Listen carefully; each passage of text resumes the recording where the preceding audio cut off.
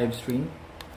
So we are continuing from lesson 3 actually, or episode 3 of this DOH.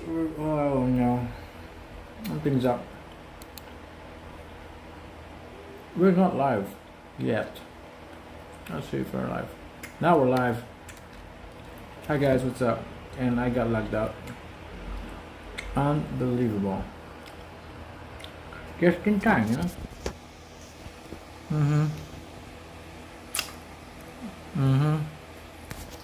Unbelievable. So we're continuing. Yeah.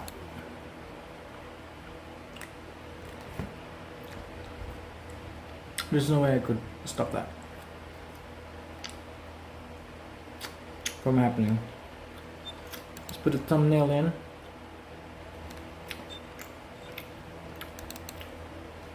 Lesson 5, Diablo Immortal. No, it's not Diablo Immortal. DOH Academy reaction video done. And show more. Okay.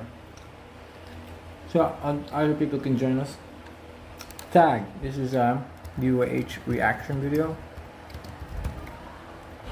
This is a live stream. Yes, we do want the captions to be on as much as possible. And yes, it's about antimicrobial use, antimicrobial stewardship. It's not a new concept. It's actually taught in med schools for nowadays. It's actually taught even before. That's why I was able to answer the questions on episode 3. So I got 3 tags, 4 tags. Okay, that's good. This is not entertainment, this is education. Those of you who tune out, please stay away. We tune out after 10 minutes of lecture, please stay away. This is an online training program, an online learning program for primary healthcare that is not easily available. You have to sign up with the Department of Health. This actually is even if you are in the learn.doh.gov.ph, you will still have a problem accessing these lectures because it's only on demand. So it's one of the things that I want to archive it, so that at this point in time, this is what the DOH says about antimicrobial stewardship. So we're going to continue with so we're going to restart. Welcome back to the self-paced module. Now that you have established the AM. So we're back to Siri, right? We're back with Siri. So this is something funny. Before we were able to access this antimicrobial stewardship second part of the program, we were given a live lecture, and which was funny because the live lecture was the repeat of everything that was taught in the DOH lectures. This Siri mode, this AI voiced out lectures was lectured again live. That's why it took so long to finish, and we had to wait for the code just so we can continue with the second part of the program. So it's basically a repetition of everything we have taken. And now we're back with Siri again. And on Monday, on September 25, we will be given another code to continue for the post-test. And this is why they call it blended learning, which is actually not blended learning because they're just repeating every slides during the live session. It's not actually we were expecting like we're gonna learn something new, but the only thing with the live session is that we were given a chance to ask questions, but it's not what we want. Oh wait, maybe I can It might be easier if I connect the mouse to my phone. I'm recording by phone, by the way, and I do have peripherals.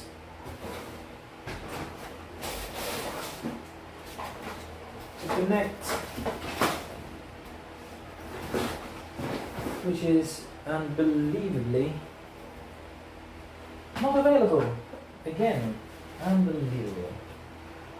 Okay, while we're waiting, okay, so we can easily scroll down here. AMS organizational structure in your facility. It's time to learn about the other core elements in implementing AMS in the primary health care setting. In this module, you will learn about the Antimicrobial Stewardship Core Element 3, monitoring of antimicrobial use. By the end of this module, you will be able to identify the purpose and responsibilities in monitoring antimicrobial use. In this lesson, we will cover the Antimicrobial Use Monitoring Protocol. Antimicrobial resistance describes the resistance of microorganisms to an antimicrobial agent to which it was previously sensitive. The rapid global spread of multi-resistant bacteria that can cause common infections is very alarming. The monitoring of patients' antimicrobial use is necessary to provide insight into antibiotic prescribing and to obtain antimicrobial use patterns that may explain the development of AMR. This would also help in determining the appropriate interventions and infection control measures that will address the identified antimicrobial use problems. Good. So we can, okay. What's this about, man? There you go. I'm gonna have a mouse here on my phone so we can scroll down and up and down here. This C. So monitoring of antimicrobial use, provide insight. So this is just a brief overview of what is going to be taken up in here. How do I get rid of this thing? Full screen mode, right? No, I think the full screen mode is right here. Like, dude, what? Okay, fine. There's the full screen mode. Okay, focus mode, we're in it. This is focus mode. This is the same thing as before, man. Like that. Yon! Oh, fine. Finally. Go next. Tracking the consumption of antimicrobials provide insights on antimicrobial prescribing or usage patterns within the community and or specific patient groups, which allow benchmarking among RHU, BHS, HC and enable evaluation of the impact of AMS interventions. Okay, good. The public and primary health care centers serve as areas of monitoring for the AMS program. Click the list icon to view the list of public and private primary health care centers. Okay. So antimicrobial prescribing usage patterns within the community, it varies among different communities. What are the antimicrobial prescribing usage patterns? It should matter what is the overall drug sensitivity in the area. Like in Olongapo, we can still use amoxicillin because I try to get them to be compliant because this is one of the cheapest medicines that you can get. And when you get cheaper medicines, you should be able to use it correctly, because as long as you use it correctly, we don't have to spend more on branded medication. So benchmarking is apparently right now the benchmark is Bataan. So with the UHC program fully rolled out there, you can see that in the next few years, Bataan will be used as a benchmarking tool. Public and primary healthcare center. So click this icon. What's this? Oh, okay. I'm clicking the icon, clicking it. Nothing is happening. Maybe this is the icon. No, this is a failure. Okay, fine. Go next. Click each tab to see the responsibilities within monitoring of antimicrobial use. So we should be able to do some sort of monitoring of antimicrobial use. So how do you do that? Or let's see. AMS committee cannot be clicked. Click it. Oh, I get it. So it doesn't recognize the mouse click. Let's go back here. Thank you. Tracking the consumption of antimicrobials provide insights on antimicrobial prescribing or usage patterns within the community and or specific patient groups, which allow benchmarking among RHU, BHS, HC, and enable evaluation of the impact of AMS interventions.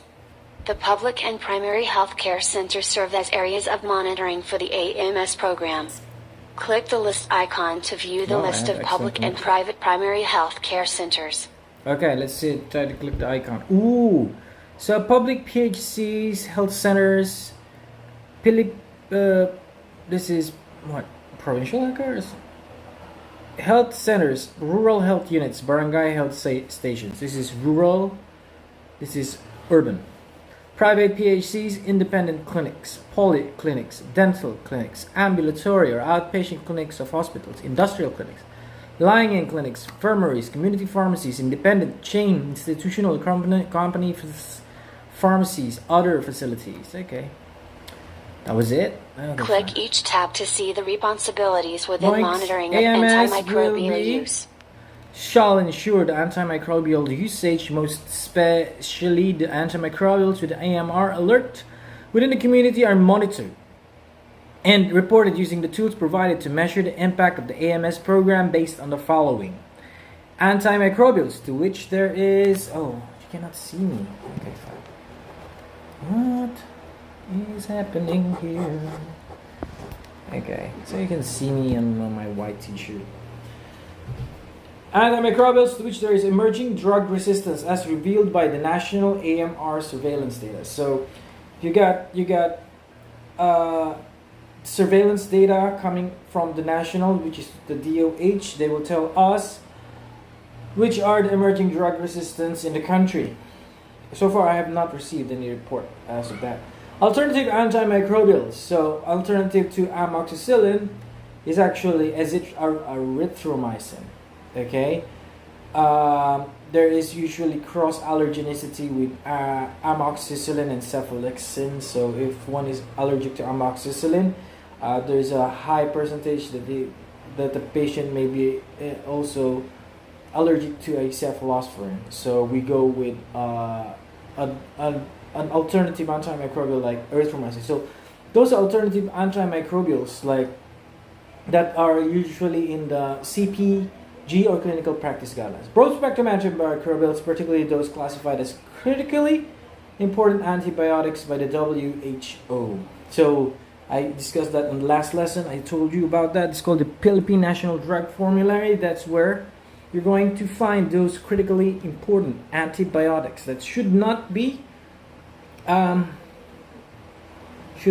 have zero buffer stock. So it's supposed to be available always in a country and should always be manufactured by the country. Most commonly used antimicrobials in the community. So yeah, where we keep track of this commonly used antimicrobials because they're usually supplied by the local government unit. It could be the barangay or in the mayor's office that they could provide, or in the general fund of the city health office. That's where you can buy them, so you can purchase them or procure them. We use this list of commonly used antimicrobials for the procurement. Antimicrobials known to be suspected of or at risk of misuse in the community. So there are a lot of antibiotics that are suspected of or at risk of misuse. So those things are not something that. Oh yeah. Some of these antibiotics are so powerful, like azithromycin. For one, it should always be like minimum 3 days. A lot of patients, since they drink just one and then they feel better already, they stop using the medication. This azithromycin is a very strong antimicrobial that it's on the top tier, so it's not supposed to be taken like that unless there is a specific indication for it. So that's not something we should do. So that's it, AMS committee. Okay, those are the things that AMS committee does. Okay, let's see pharmacy. So I have to click it with my hand. All pharmacies, private or public, shall monitor the antimicrobial usage using the following indicators and share such data to the CHO. So we are going to have to talk to pharmacies, private or public. Number of encounters with an antibiotic prescribed, average number of medicines prescribed per patient counter. So this is going to be a problem because private pharmacies are in the business of making money. So why would they need to monitor antimicrobial usage? They're just going to do that because they will probably lose the license. That's something questionable. They could misreport it. Percentage of patients requesting for antimicrobials without prescription and intervention provided. Okay, go. Reporting shall be reported to the regional and national AMS committees on a regular basis quarterly. So far, I've not seen AMU data before, so maybe we're going to find out here. Congratulations for completing this module. Oh my God. In this lesson, we identified why monitoring of antimicrobial use is critical in AMS implementation, Thank you, Siri. as well as the different You're welcome, responsibilities in monitoring antimicrobial use. You may now take a short quiz. Okay. In the next module, you will learn about core element 4, action. Let's go. Action. It's not working because we're not on focus mode anymore. We're gonna go with the next activity.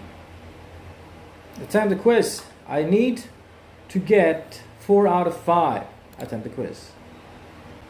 Today, monitoring of antimicrobial use provides insight into prescribing patterns that may relate to the development and control of the AMR. This would also help in determining the appropriate interventions and infection control. Malamang, it's true.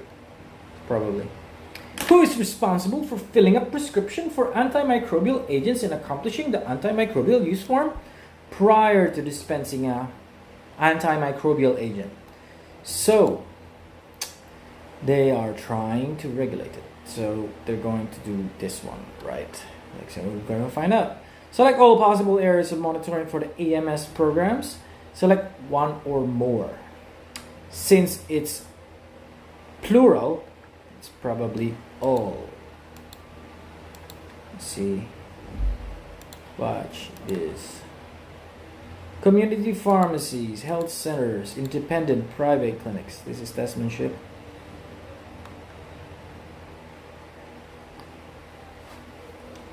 All possible areas. They are all possible. Who is responsible for consolidating antimicrobial use data and sharing the information to the CHO or the MHO, the pharmacist? All pharmacies, private or public, shall monitor the following indicators except number of violative prescription. Because I've not heard this one. Did I say that kanina? I don't know.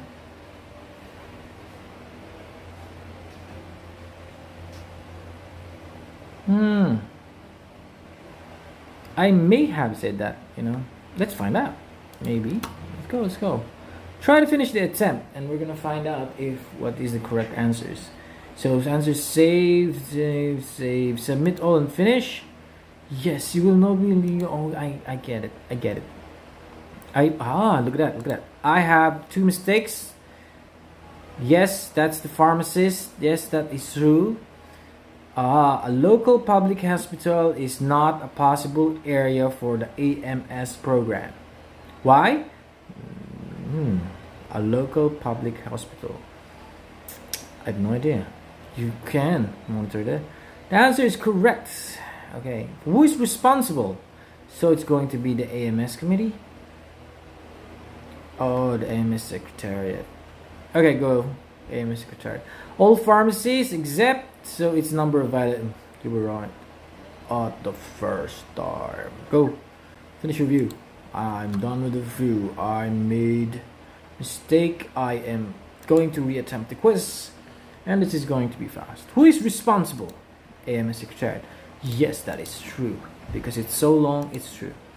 Select all the possible areas. All are possible. For some reason, the local public hospital is not possible. All pharmacies include shall monitor the following indications except for the number of vials of prescription. I seem to have missed a question. This one. So this is pharmacist, nurse, or midwife. Okay, fine. So that's 5/5. Finish the attempt. Yes, submit all and finish, and that is it. We have all are correct. Thank you very much. Finish the review, please. Thank you. The review is finished, and we are going to the next module. Next activity, next lesson. It's lesson action 1, 2, and 3, core 4, core element 4 actions. Let's go find out what are these actions. Welcome to Module 6.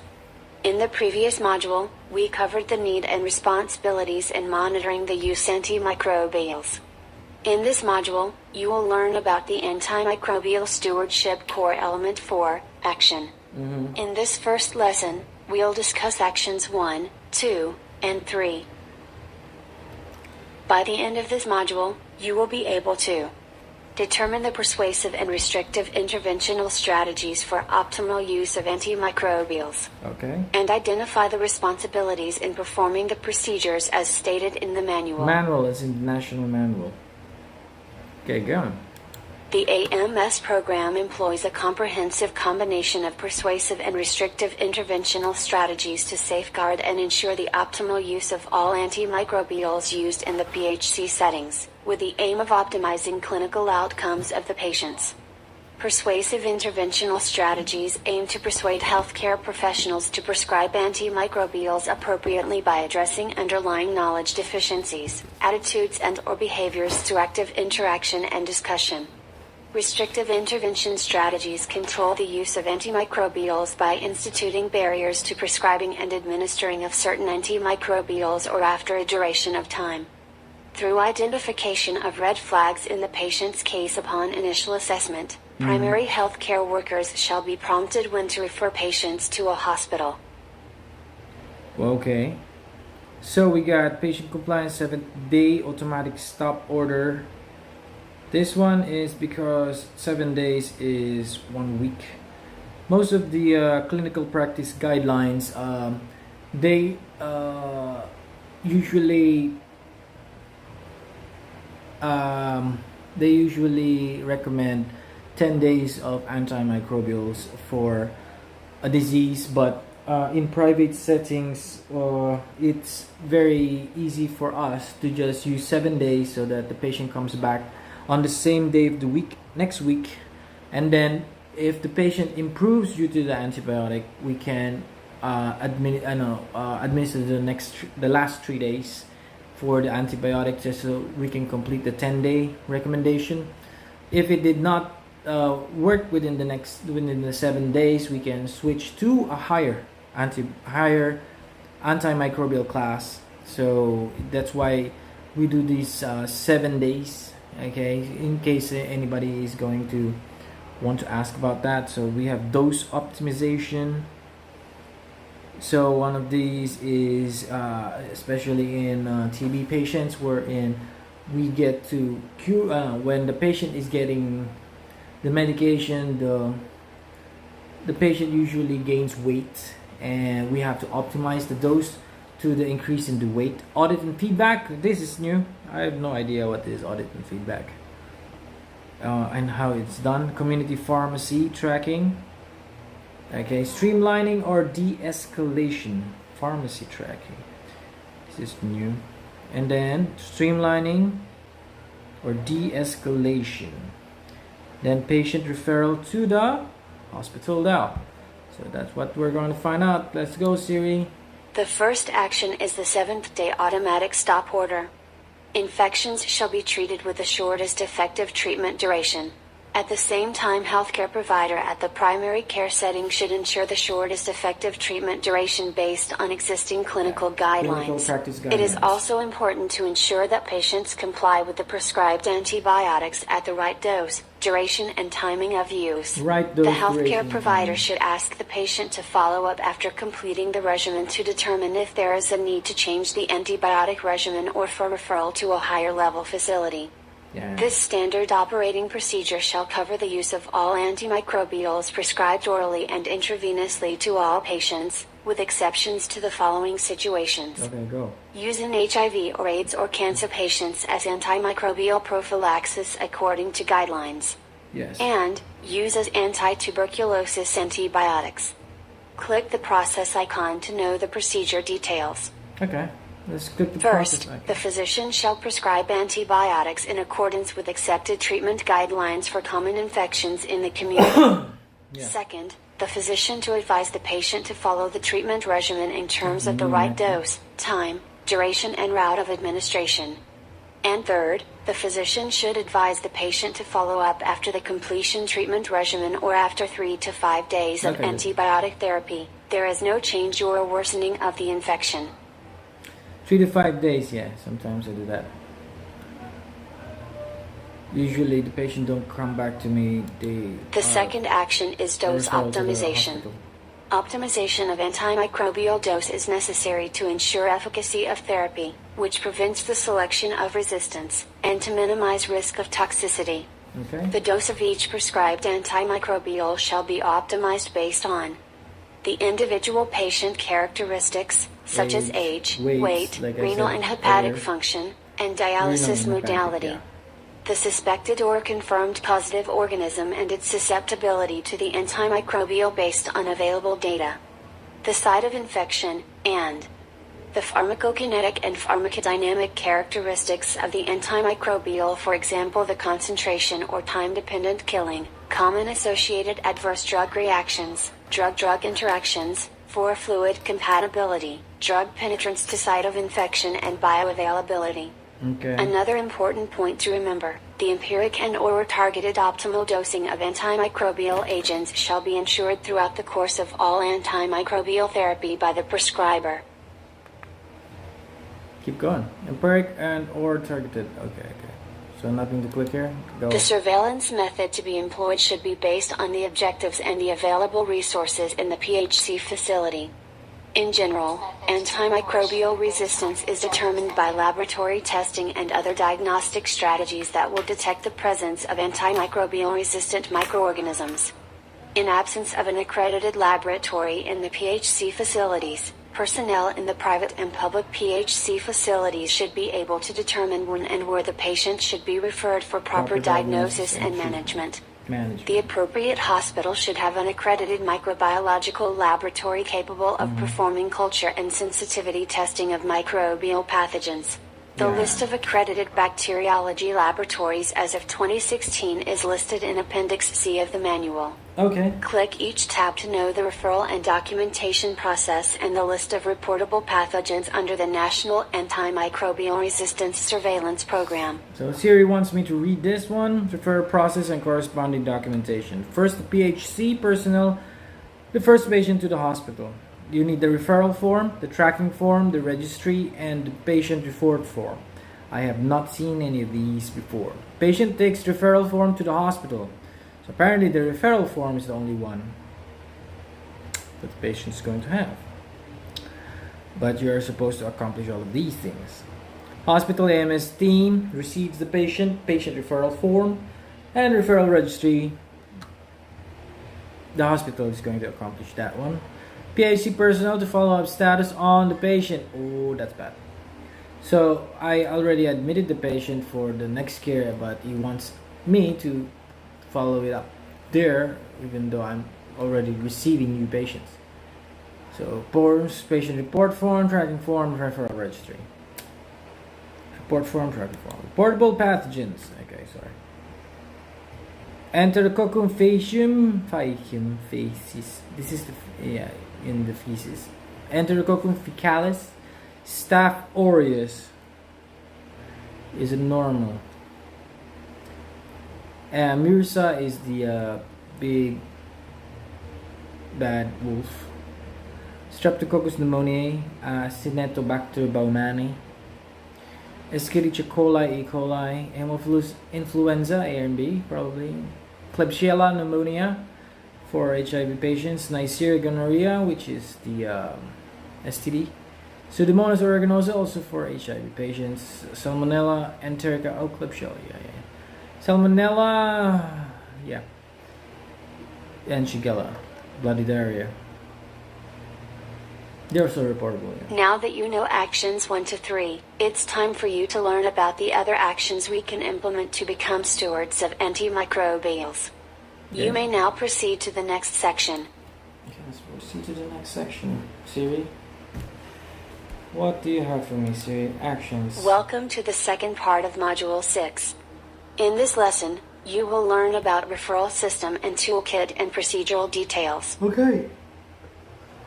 The availability of a toolkit containing the necessary forms and tools to facilitate the referral of a patient from private and public PHC facilities will ensure that the system will be successfully implemented, monitored, and evaluated. The PHC facility must be able to refer patients to the hospital based on a set of criteria. These templates can be adopted for both public and private PHC facilities and whether the patient is accompanied or not. Each tool includes a set of instructions and examples for proper and ease of use. The toolkit found on the appendices contains the following. 1. Report form. 2. Referral form. 3. Patient tracking form. 4. Referral registry. Okay, can you show me For that? tuberculosis, the procedure in referring a patient is outlined in the National Tuberculosis Program Manual of Procedures under TB.'s referral system. Okay. In the next section, you will see the simple procedural details. What? In this one? Click each step to see the referral system procedural details. Boom. First, upon consultation, attending physicians should identify the presence of any of the following red flags to trigger patient referral for microbiological testing. Second, PHC personnel shall accomplish the patient referral form of the show it to patient, me. patient referral tracking form and the referral registry of the PHC facility. All of the information obtained should be consolidated in the patient referral report form. Third, the PHC facility should contact the hospital AMS team of the referred facility where the patient will be transferred so that they can prepare for the patient's arrival. Next step. The patient is usually accompanied by a PHC personnel to the referred facility, especially when the patient's case is severe. It is the responsibility of the PHC personnel to bring the patient referral form to the hospital AMS team. In the event that the patient is completely able to transport him/herself to the referred facility, he or she takes the form, enclosed in an envelope, to the facility. Both the PHC facility and the receiving facility should make sure that the form is in good condition and will not be lost. So it's going to be a lot of work. Got it. Fifth, once the patient arrives at the referred facility, the patient should be able to present the patient referral form. Sixth, the receiving hospital AMS team shall accomplish the patient referral form of the patient and update the referral registry of the hospital. Okay, keep going. In 7. this step, the PHC personnel who referred the patient shall follow up within 1 week the medical status of the patient from the referred hospital for updating of the referral registry of the PHC facility, patient tracking form and patient referral report form. And finally, all consolidated report forms shall be submitted to the Regional AMS Committee for data consolidation. In special cases wherein there is no nearby hospital in the area with accredited laboratories for testing samples, PHC personnel may refer the patient to a provincial or regional hospital. Good. I got it. For geographically isolated and disadvantaged areas with emergency situations, a different protocol shall be followed. Click each step to know the procedure. I think I know. PHC personnel may contact the nearest infectious disease or internal medicine or pediatric physician, whoever is available, through phone call to determine the appropriate intervention. Both the PHC personnel and ID or MORpedia physician shall use the designated portion of patient referral form as documentation of the phone referral of the patient's case and disease prognosis. First, PHC personnel shall use Part A referral slip. Part A. Second, Idaho or M physician shall use Part B services provided. Okay. May note down the ID or IM physician's instructions, request, and diagnosis in his or her copy. The ID or physician shall have the right to decide on what proper antimicrobial agent will be given to the patient based on the details provided by the PHC personnel and further case I analysis. hope that the Phone physician referrals is shall not- also be included in the patient referral registry for monitoring and proper reporting. Okay, game. Next now. See, you can't even close. Now let's do a recap of what we accomplished in this module. Okay. First, we determined the different persuasive persuasive and restrictive interventional strategies for optimal use of antimicrobials. Next. And we also identified the responsibilities in performing the different procedures. As stated in the manual. You didn't say. Congratulations for completing You're Module welcome. 6. You're welcome. You may now take a short quiz to assess how much you've learned from this module. Okay, let's go. In Module Quiz 8 out of 10, 80%. So that's it. Wherein there is no nearby hospital in the area with accredited laboratories for testing samples, PHC personnel may refer the patient to a provincial or a regional hospital. Okay, you and I both take the modules. There is no mention of a provincial or a regional hospital. But if it were me, yes, of course, I would refer to a provincial or regional hospital. What portion of the patient referral form shall be? Part A, referral slip. Yes, it's the referral slip. Part A, of phone referral to patient's case and disease prognosis. The PHC personnel who refer the patients shall follow up within 1 month. The medical status of the patient. Why is there 1 month here? I don't remember saying 1 month or Siri saying 1 month, man. From the referred hospital, updating of the referral registry, patient tracking form, and patient referral report form. Apparently, this may be true, but we did not hear about the 1 month. But it says within 1 month, so a week is technically within 1 month. What are the actions for patient compliance? So we've taken that. It's a 7-day automatic stop order. What are the contents of the toolkit to facilitate the referral of the patient? The contents of the toolkit? I think everything in here is the contents of the toolkit. But if it's going to be a referral, and it's facilitate the referral of the patient, so it's going to be the referral form. What are the protocols for GITA with emergency situations? You contact the nearest infectious diseases, whoever is available, through phone call to determine the appropriate intervention. Very good. Documentation of form referral. Very good then. So there's an all of the above. If 2 are already correct, then it's probably all of the above. I don't need to read these ones. So P. Standard operating procedure should cover the use of all antimicrobials prescribed orally and intravenously to all patients. So it's not enough that I write prescriptions. I have to exceptions. They use in HIV and AIDS. Yes, of course they use because these are chronic. These are chronic. Both A and B are chronic. Given actually 6 months. This one may take 2 years or probably a lifetime. So there is an exception. Okay, gang. The dose of each prescribed shall be optimized based on individual patient characteristics. That's the correct one. I know that's one.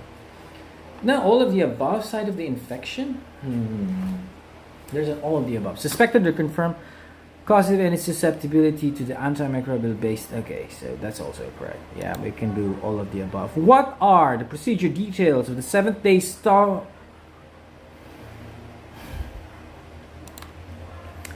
I said dose, duration, and time. Dose, duration, and time in here, and routes is not even in my notes. Wait, select one or more. So, physician prescribes medication and wait for the patient to be available for follow-up. Yes, you don't call the patient at night and ask if the first dose was okay. Physician shall prescribe antibiotics in accordance with accepted treatment guidelines for common infections in the community. I keep getting that. The CPG guidelines. The physician should advise the patient to follow up after completion regimen, or if 3 days this doesn't work, so go for it. So I think that's the finishing the attempt. Did I? Whoa, what? Not yet answered. We have to go back. What? No. Oh no. Something up in here. Continue attempt. Yes. Ha. Number 7 is not answered. 7. Oh, okay. 6 because it skips. PhD facility should contact the hospital AM. Yes, that's going to be the SOP. Oh, that's going to be the SOP, which is going to be really bad, because here in the Philippines, residents don't necessarily accept the patients. They are like looking for reasons not to accept the patients. Okay, answers are sold, save, submit all, and finish. Yeah. Submit all and finish. Go. At sila ay not correct. So I have 3, 4, and 5 not correct, but the rest is okay. So what did I review? I'm going to review it. Correct answer is true. This one is part A. See, because I was taking notes. 3. See, it's the 1 month. This is the 1 month. There's no 1 month there, so that's the problem. I should have known. What are the actions for patient compliance? 7-day stop order, partially correct. So I have to go with dose optimization then, and patient referral system. Darn. Kulang. It's just missing 2. Select 1 or more. So we're going for crazy. So it's registry, 1 or more, tracking and referral. Report form, referral form, patient tracking form, and the referral registry. Okay, so not the billing form. Okay, this is true, as I said. PHC will be transferred. Then both A and B is correct because they are chronic. All of the above, correct. Oh dear, B is not correct. Wait for that. Okay, B is not correct. 1, 2, 3. So that's okay. She doesn't. Okay, finish the review. Since we got 7.58, I have to reattempt the quiz. It's not going to make me go forward. Okay, select 1 or more. Procedures for the 7-stop disorder. Okay, we got this, we got that. No, that's the wrong one. This is true. Okay. Based on what? Individual patient characteristics. Part A, referral strip. Tracking form, referral form, report form, and referral form. PHC personnel falls because it's at 1 month. It's the 1 month. A and B. Chronic. I said true. True. That's correct. And this one is 7th day. Dose optimization and patient referral system. That's only a prescription request. No need. GIDA. PHC may contact the nearest infectious disease. This is all of the above. Do we miss a number? 8, 7. Okay, 7 is 8, 7, 6. Good. 5, 4. Good. Submit and finish. Finish the attempt. We have all attempted. Yeah. Submit all and finish. And we still have a mistake. Unbelievable.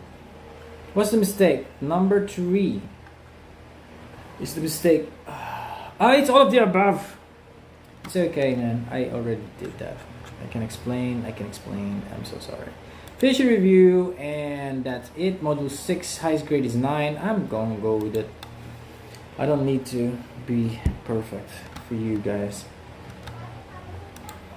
Welcome to Module 7. Oh, welcome. The competencies of the AMS program members are critical to ensure success of the AMS program at the PHC settings. Okay. That is why in this module, you will learn about the Antimicrobial Stewardship Core Element 5, Education. In this first lesson, you will learn about education for AMS practitioners. Alright. The AMS committee should take into consideration that there are psychosocial factors that determine effective strategies for promoting positive behavior change towards antimicrobial prescribing and usage. Like anxiety. Enhancing AMS physicians' competencies on appropriate antibiotic prescribing and patient monitoring is important to ensure success of the AMS program at the PHC settings. Through education on appropriate antibiotic use involving patients, families and healthcare personnel, AMS team members can improve health literacy, antimicrobial usage and quality of care. Collaboration and partnership with government and non-government organizations need to be explored as the task of educating the health professionals, health workers, patients, and the public on AMS will require additional skills and resources. Prospective partners are local health departments, other relevant government institutions, health professional organizations, patient organizations, and the pharmaceutical industry. Online links for the Department of Health PHC formulary and the National Antibiotic Guidelines as references should be made available to all PHC settings for downloading. Yes. Okay, are we good? Are we good? Siri? AMS practitioners have to be continuously educated. Click each tab to see the guidelines. All AMS practitioners must be on a relevant professional registry such as the Registry of Physicians or Specialists, Registry of Pharmacists, Registry of Nurses, Registry of Midwives or their equivalent and have completed an AMS training program specifically for AMS healthcare professionals that is conducted or recognized by the Department of Health. If you are watching this on YouTube, you need to apply for this one on the DOH. Okay, something's wrong there. How am I going to press the second one, man? If you cannot tap. Okay, good. 2. Members of the AMS team should be familiar with the latest national antibiotic guidelines prepared by the National Antibiotic Guidelines. In addition to the National Antibiotic Guidelines, the members of the AMS team should be knowledgeable of the antimicrobials included in the latest PHC formulary as well as the clinical practice guidelines specific to the following: community-acquired pneumonia in immunocompromised adults and in children, urinary tract infection, tuberculosis, malaria, and other public health diseases. Yes. The AMS practitioners should be well oriented on the patient monitoring and referral system as provided in the SMOP for AMS in the PHC settings. We know this is going to The come. AMS team, a trained healthcare professional responsible for audit of antimicrobial prescriptions and for performing AMS interventions or support shall have knowledge in the following core areas: patient monitoring and referral system and usage of tools. Knowledge and skills necessary for the establishment of an AMS program, for example, aims of AMS, types of AMS strategies, ethics and controversies of AMS. Clinical knowledge and skills required for the practice of AMS. What? A trained AMS physician is responsible for deciding appropriateness of antibiotic prescription, especially in complex cases shall have knowledge in the following core areas. First, all the core knowledge as AMS team. Second, a comprehensive understanding of antimicrobial pharmacology. Third, a comprehensive understanding of ID, common ID clinical pathways, including diagnostic tests and their interpretation and treatment guidelines. And advanced clinical skills, particularly inpatient evaluation and ID clinical care. 39, manual procedures. Okay, we're gonna download that one. This one is not working again. I have to press it with my hand. I already pressed 6, right? That's 6. A trained AMS. It is the responsibility of the physician to gain knowledge in these core areas and maintain competency to ensure the effectiveness of AMS program and the safety of their patients. This can be achieved through either formal and or informal education. Identify mentor with ID or more pediatric expertise for case discussions. Attend regional AMS committee updates and case reviews on an annual basis. Participate in ID-related continual education programs. Okay, good. Read ID-related journals and articles. Okay, so now I'm going to AMS team members shall continually update themselves on the newest developments in microbiology, infectious disease management and prevention, pharmacotherapy and AMS practice through continuing professional development program attendance provided by partner institutions, for example by government, professional societies, and pharmaceutical companies.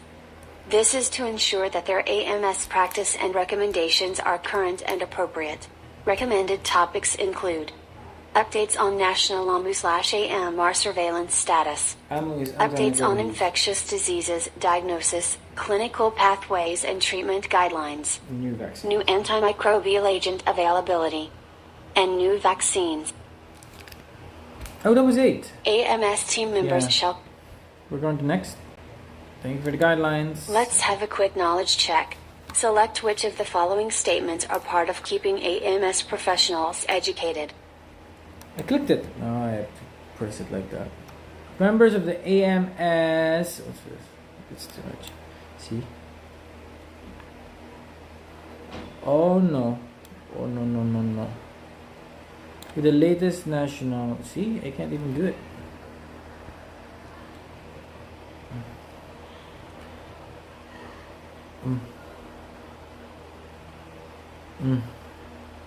Done. Done there. Okay. Ah! That is incorrect. Which one is incorrect? Maybe I didn't press something.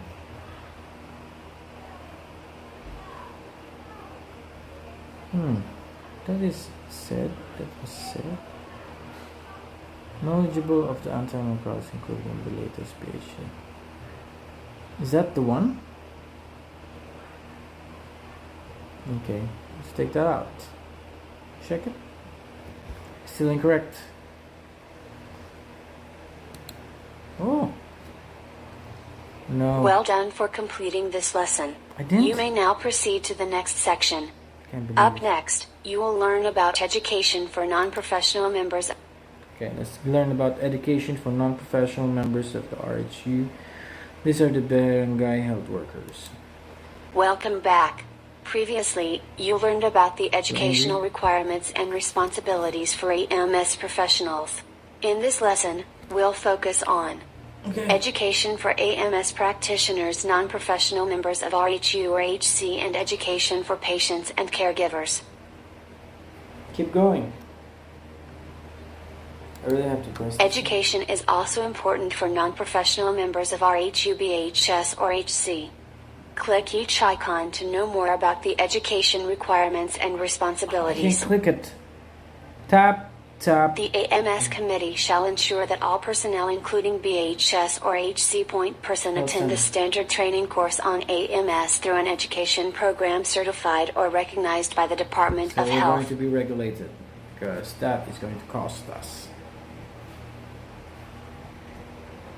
The educational topics shall include the threat, causes, and adverse impact of AMR, the importance and benefits of AMS, the primary healthcare AMS program and antibiotic policy, roles and responsibilities of AMS committee and practitioners, and good practices for ID management, including general principles of antimicrobial therapy, identification of important red flags to trigger patient referral, diagnostic and treatment guidelines, alternative and non-pharmacologic treatment, and pathways for common infectious diseases, and therapeutic drug monitoring.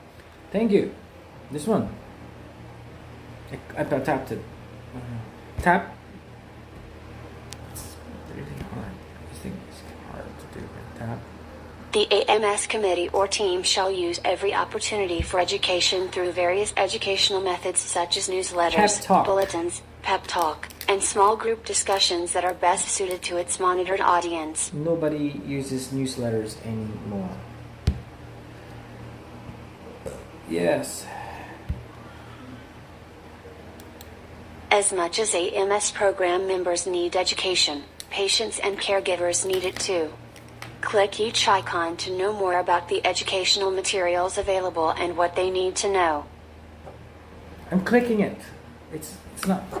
It's going to surprise me. Patients should be given access to information, education, and communication materials which include the following critical information: the threat, causes, and adverse impact of AMR, common infections, their causes and non-drug treatment, the importance and benefits of AMS, and the primary health care AMS program and antibiotic policy. Okay, so we're supposed to do it. Effective communication strategies should also be used for patient education regarding proper antimicrobial use. Critical information includes: when are antibiotics needed and not needed? For example, antibiotics are not effective against viral infections. When to take the medicine. What should be avoided when taking the medicine? Emphasis on the duration of therapy and its importance. And potential harms due to misuse or abuse of antibiotics. Okay, that's it for tonight, folks. I have to cut the streaming because of family matters. So we're gonna continue later, probably. Good night, goodbye. And that's it. I hope you guys like this video. I am reacting to it, but I actually scheduled today to do this and things happen. So what's up, man? Peace out. Thank you very much. Like and subscribe, and hopefully you guys love the podcast. Eventually it's going to be the only one on YouTube. That is a reaction video to the DOH. Thank you very much for watching. Peace out.